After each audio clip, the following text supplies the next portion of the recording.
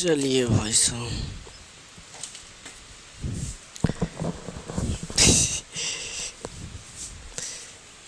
चलो दिखाई दे रहा है? हो गया क्लियर? हो गया, ठीक है। तो कैसे आप लोग? आई होप आप सभी बहुत ही अच्छे होंगे और आपकी पढ़ाई बहुत ही अच्छी चल रही होगी, ठीक है। तो स्वागत है आप लोग का हमारे इस YouTube channel online English Gurukul में।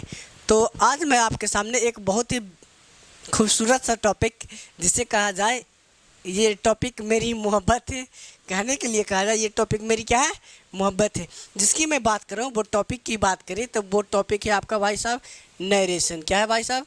नरेशन। तो नरेशन की बात करें, आप किसी भी एग्ज़ाम की दे, यानी ऑल ओवर एग्ज़ाम्स की बात करें, किसी भी एग्ज़ाम्स की बात करें, आप सीजीएल कोई भी एग्ज़ाम दें, एनीबॉडी, मुझे किसी एग्ज़ाम को लेकर मैं किसी पर्टिकुलर देख रहा हूँ, दिखाई दे रहा है क्लियर? चलिए, मैं किसी पर्टिकुलर सब्जेक्ट की बात, किसी पर्टिकुलर एग्ज़ाम की बात नहीं करूँ।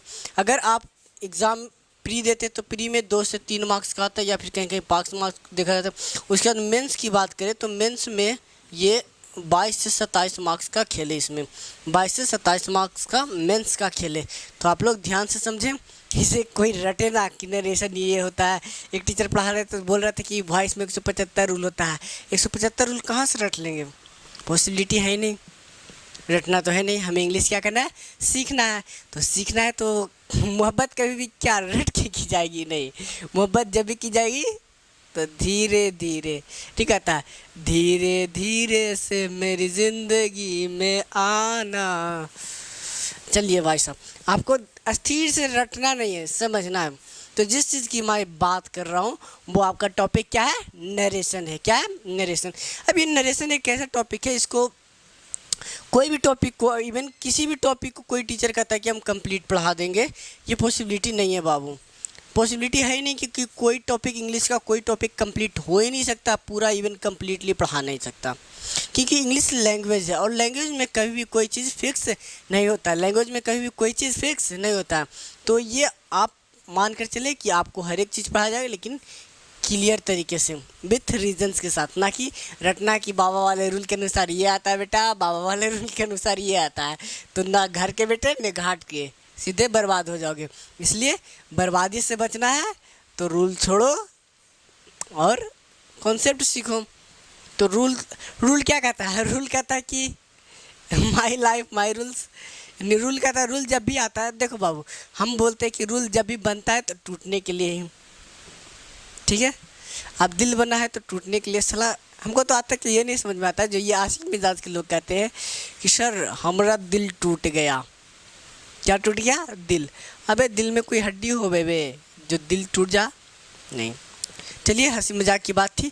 अब मैं आपको यहाँ से कंप्लीट शुरुआत टॉपिक का स्टार्ट करता हूँ, ठीक है।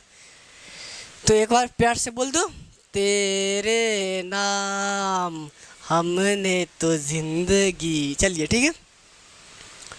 तुझे कितना पढ़ाए और हम। चलिए, जो टॉपिक की बात कर रहे हैं वो टॉपिक है आपका, चलिए एक न्यू टॉपिक चैप्टर की बात कर रहे हैं। टॉपिक नरेशन की बात करें। किसकी बात कर रहे हैं भाई साहब? नरेशन की बात करें, जो कि एक अपने आप में बहुत ही खतरनाक सा टॉपिक है और ओहदा है। अब ये नरेशन होता क्या है, सबसे पहले ये समझते हैं नरेशन का यूज़ कहाँ होता है। तो हम लोग अगर स्पोकन पॉइंट ऑफ व्यू से देखा जाए तो नरेशन का use, when you are try to speak in English then you have to read the narration. यदि आप इंग्लिश बोलना चाहेंगे तो आपको नरेशन पढ़नी पड़ेगी, ये तो मेरी गारंटी है। और नहीं, फिर अभी भी आपको अगर जो स्पोकन सीखना है तो स्पोकन के लिए कोई रूल की उतना ज़रूरत नहीं है। आप गलत बोलो और गलत आज बोलोगे, कल बोलोगे, फिर धीरे धीरे आपकी हैबिट क्या हो जाएगी? चेंज हो जाएगी। सबसे पहले तो मैं यही आपको कहता हूँ, तो आपको रटना नहीं, किसी भी चीज़ को लेकर क्या करना है? समझना है। ये जो लोग कमेंट करते हैं कि सर आपकी कितनी जीएफ है, ससुर के नाते मिल गया, नहीं तो कि को मारेंगे बड़ी मार। चलिए, कोई दिक्कत नहीं, वो हंसी मजाक की थी। तो मान लिया तो ये नरेशन टॉपिक है। नरेशन का हम लोग यूज सबसे ज़्यादा स्पोकन में करते हैं। स्पोकन में सबसे ज़्यादा तो आशिक मिजाज के लोग डायरेक्ट कर देता है, गया अपनी बाय, मतलब अपनी जिससे भी मोहब्बत करता है, गया गया जाते के साथ ही क्या बोलता है? I love you. तो ये स्पीकर लिसनर से क्या बोल दिया, डायरेक्ट बोल दिया। तो ये तो डायरेक्ट स्पीच कर दिया। क्या कर दिया, अब मान लीजिए कोई सनकी मिजाज की आशिक मिजाज रह गया, तो वो अपनी प्रपोजल का स्टाइल उसका ही अलग होता है। वो अपनी बातों को जब तक कि घुराएगा फिराएगा नहीं, करना उसे प्रपोज ही, लेकिन वो अपनी बातों को घुरा फिरा कर ले आता, उसी को क्या कहते हैं, इनडायरेक्ट बोलते हैं। तो नरेशन की बात करते हैं बाबू। अब नरेशन को कहा जाए, इधर दिखाई दे रहा, अब नरेशन को ही हम लोग दो चीज़ के नाम से जानते हैं। अब इसी नरेशन की बात करें बाबू, नरेशन को ही हम लोग स्पीच कहते हैं। क्या कहते हैं जी, स्पीच। नरेशन को क्या कहते हैं, स्पीच। अब ये स्पीच दो तरह का होता है। कितने तरह का होता है, दो तरह का। एक हुआ डायरेक्ट स्पीच और एक हुआ इनडायरेक्ट, INDIRECT, इनडायरेक्ट स्पीच। एक होता है डायरेक्ट और एक क्या होता है, इनडायरेक्ट। अच्छा आप बताइए ये डायरेक्ट स्पीच क्या होता है और इनडायरेक्ट स्पीच क्या होता है। हाँ आप ही से, अरे मुझे कोई दिखाई दे रहा है उसी से पूछ रहा है, डायरेक्ट क्या होता है और इनडायरेक्ट क्या होता है। ये मत समझना कि मैं आपको ऑनलाइन पढ़ा रहा हूँ और आप मेरे सामने एक मोबाइल के सामने बैठे हुए, नहीं। आपको ये इमेजिन करना है कि मैं आपको ऑफलाइन पढ़ा रहा हूँ और एक क्लास जैसा माहौल क्रिएट किए हुआ हूँ, ठीक है।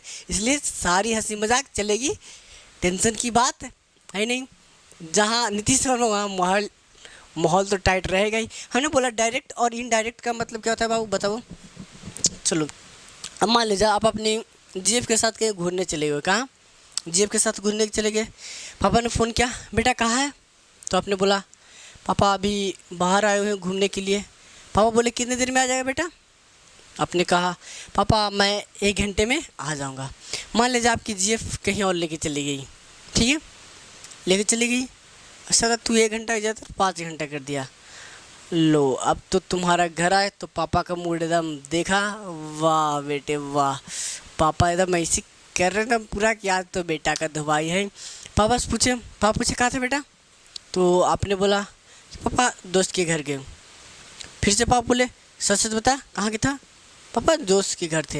ये तो आपने डायरेक्ट बता दी। अब मान लीजिए उसी बात को आपको, मतलब जो आपने दोस्त के घर को, आपको इसी बात को मान लीजिए सरकमलोक्शन करके, मतलब बातों को घुमाकर बोलना है। क्या बोलना है, घुमाकर, मतलब बोलना वही चीज़ है, ध्यान समझो। हमने बोला डायरेक्ट स्पीच उसको कहते हैं, इधर दिखाई दे रहा है। चलिए डायरेक्ट स्पीच इधर दिखाई दे, चलिए डायरेक्ट स्पीच हम लोग उसे कहते हैं जिसमें स्पीकर्स वर्ड्स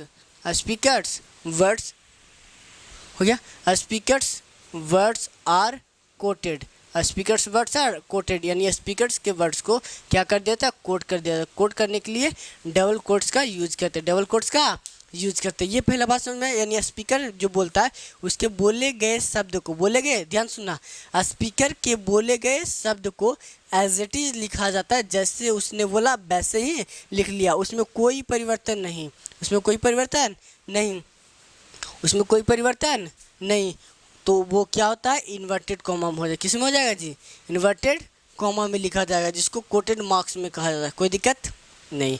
अब इनडायरेक्ट की बात करें तो इनडायरेक्ट होता है, इसमें स्पीकर्स बोले, क्या बोले जी, स्पीकर्स वर्ड्स, क्या बोले, स्पीकर्स वर्ड्स, पता नहीं ब्लैक वाला कहाँ है, वो खो गया। Speakers words are manipulated, MANIPULATED, manipulated, यानी जो इसमें स्पीकर्स के वर्ड होते हैं वो थोड़ा सा परिवर्तन करके बोला जाता है। कैसे बोला जाता है बाबू, थोड़ा सा परिवर्तन, और इसी परिवर्तन के रूप को क्या कहते हैं, हमने बोला था आपको बोलना वही है। जिससे आपको इससे पहले वॉइसेस तो अभी नहीं पढ़ा है, जैसे वॉइसेस में क्या किया जाता है, अब इसी चीज़ को कहा जाता है, मतलब मान लीजिए मैंने वॉइसेस में नहीं पढ़ा है अभी, कैसे समझाओ, चलो वॉइसेस नहीं पढ़ा है फिर भी आपको समझा देता हूँ।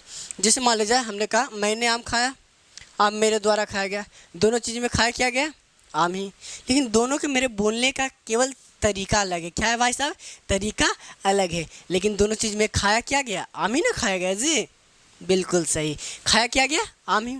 लेकिन हमने कहा मैंने आम खाया, अब मेरे द्वारा आम खाया गया।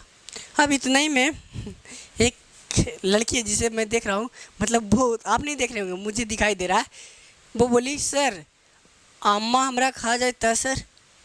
अरे मैंने आम खाया, मेरे द्वारा आम खाया गया, ये दोनों चीज़ में खाया क्या गया, आम ही ना। अब वो बोल दिया कैसे बे कि सर अम्मा हमारा खा जाए, तो ये पॉसिबिलिटी है नहीं, यानी हमने बोला जो वॉइसेस या फिर नरेशन की बात करें तो इसमें दोनों क्या होता है, बोलने का तरीका होता है, यानी बोलने का तरीका, बोलने, ध्यान समझो, मीनिंग हमारा वही होता है लेकिन बोलने का तरीका क्या होता है, अलग होता है। तो इसी चीज़ को, यानी थोड़ा सा स्पीकर्स के वर्ड्स को चेंज करके बोलते हैं, तो इसी चेंज को हम लोग ट्रांसफॉर्मेशन कहते हैं। क्या कहते हैं, ट्रांसफॉर्मेशन।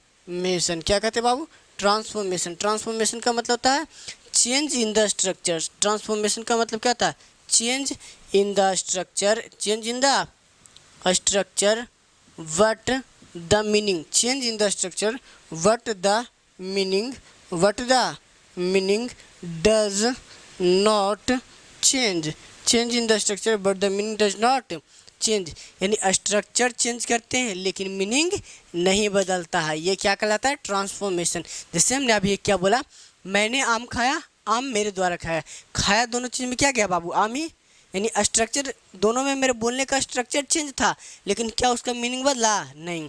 यही होता है ट्रांसफॉर्मेशन। ट्रांसफॉर्मेशन बेसिकली जो हमारा अप्लाइड ग्रामर है वो हमें ट्रांसफॉर्मेशन का हिस्सा सिखाता है, यानी जो हमारा अधिकांशतः अप्लाइड ग्रामर है वो ट्रांसफॉर्मेशन ही है। अब वॉइस पढ़ते, रिमूवल टू पढ़ते तो ये सब क्या है, ट्रांसफॉर्मेशन ही तो है। तो ये चीज़ को, ये सब चीज़ को रटने की चीज़ नहीं है, ये सीखने की चीज़ है। तो सीखने के लिए आप सीखिए, उसके बाद फिर मैं प्रैक्टिस करवाऊँगा। चलिए ठीक है, ये बातें समझ में आई, ट्रांसफॉर्मेशन क्या होता है। चलिए आप इसे एक बार स्क्रीनशॉट ले लीजिए, मैं हट रहा हूँ। चलिए अब मैं बात करूँ तो देखिए, ये वो सारे क्वेश्चन है जो स्टूडेंट्स के डाउट आते हैं मुझे, ये डाउट क्वेश्चन है, इन्हीं को मैं आपको कराऊंगा और इन्हीं को पढ़ाता चला जाऊंगा। आपको दिखाई नहीं दे रहा होगा शायद, आपको कोई भी डाउट है तो आप हमारे पास भेज सकते हैं, कोई दिक्कत वाली बात नहीं है। तो चलिए आज मैं आपको पहले शुरुआत से बेसिक स्टार्ट करूँगा, ठीक है। ट्रांसफॉर्मेशन ये आपने स्क्रीनशॉट ले लिया होगा, चलिए मिटा दें। चलो भाई, तुम्हारी मोहब्बत। चलिए ये डायरेक्ट इनडायरेक्ट समझ में आ गया होगा। चलो अब इसकी बात करते हैं। अब आपके सामने हमने एक सेंटेंस लिखा, क्या लिखा, एक सेंटेंस लिखते हैं। चलिए ठीक है, अब आपके सामने एक सेंटेंस लिखते हैं। मुझे थोड़ा सा लगता है लाइट प्रॉब्लम हो गया, लाइट चली गई।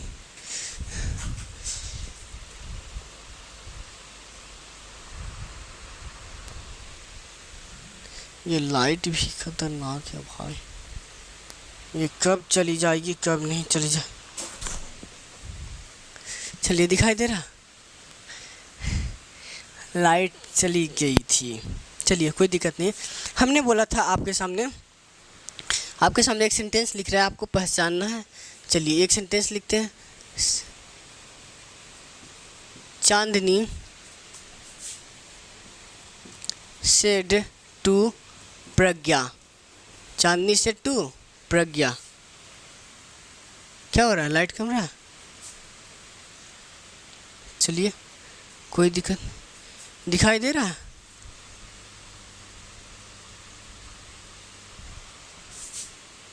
और इस साइड तो दिखाई, इधर से यहाँ स्टार्ट करते हैं लिखना, रुक जाइए। और इधर से दिखाई दे ही रहा।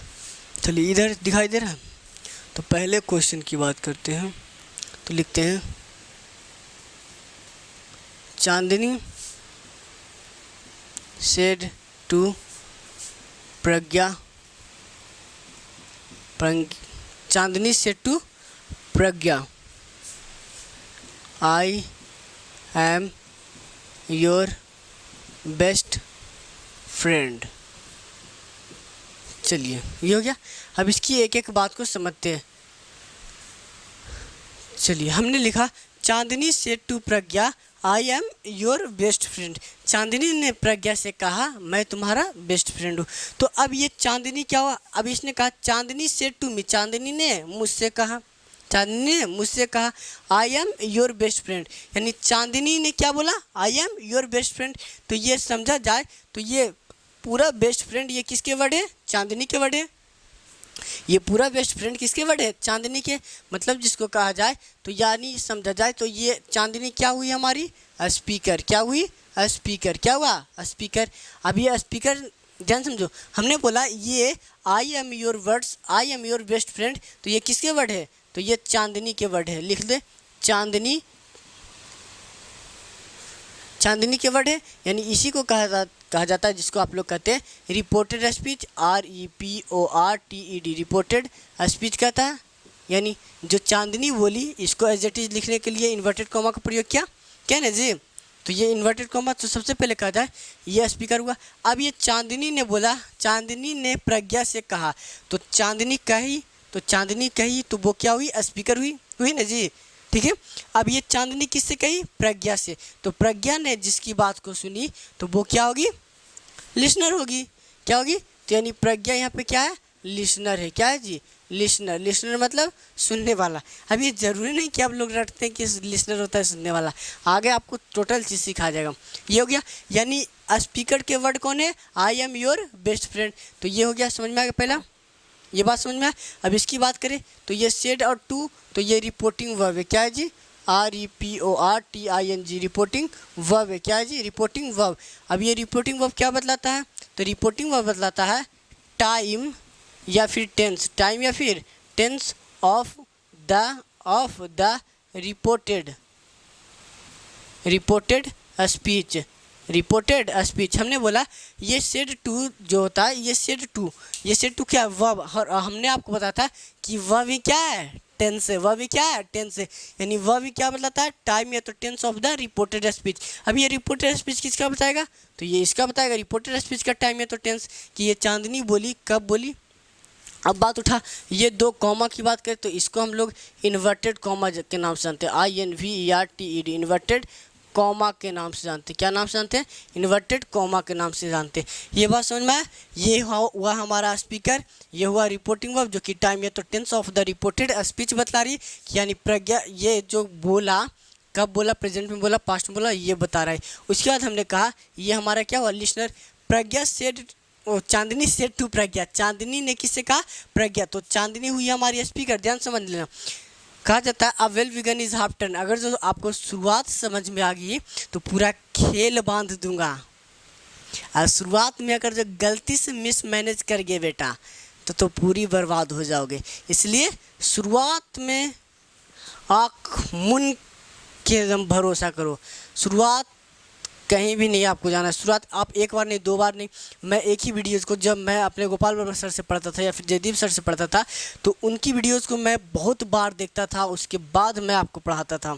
तो आपको शुरुआत समझना। हमने बोला ये चांदनी क्या हुई? हमारी स्पीकर, क्योंकि चांदनी बोली तो चांदनी सेड, चांदनी और जो बोली, तो जैसे मान लीजिए मैं बोल रहा हूँ तो मैं स्पीकर हुआ, तो मेरी बातों को कोई ना कोई सुन रहा होगा तो वो क्या होगा? लिसनर।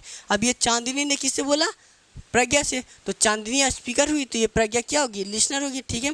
और ये क्या हुआ? Reporting verb. क्या हुआ? Reporting verb. और ये जो चांदनी जो वर्ड्स बोली इसको एज इट इज लिखने के लिए डबल कोट्स मतलब इन्वर्टेड कॉमा का यूज करते हैं, जिसको इन्वर्टेड कॉमा। और ये जो बोली वो क्या हुआ? Reported speech. क्या होता है? Reported speech. और ये रिपोर्टिंग वर्ब क्या बताता है? रिपोर्टिंग वर्ब क्या बोलता है? टाइम या तो tense of the reported speech. मतलब ये रिपोर्टेड स्पीच किसके अनुसार चेंज होगा? इस रिपोर्टिंग वर्ब के अनुसार। हमने बोला रिपोर्टेड स्पीच किसके अनुसार चेंज होगा? तो इस रिपोर्टिंग वर्ब के अनुसार चेंज होगा। ये बात समझ में आया? नहीं समझ में आया तो कमेंट जरूर कर दीजिएगा। आपको जो भी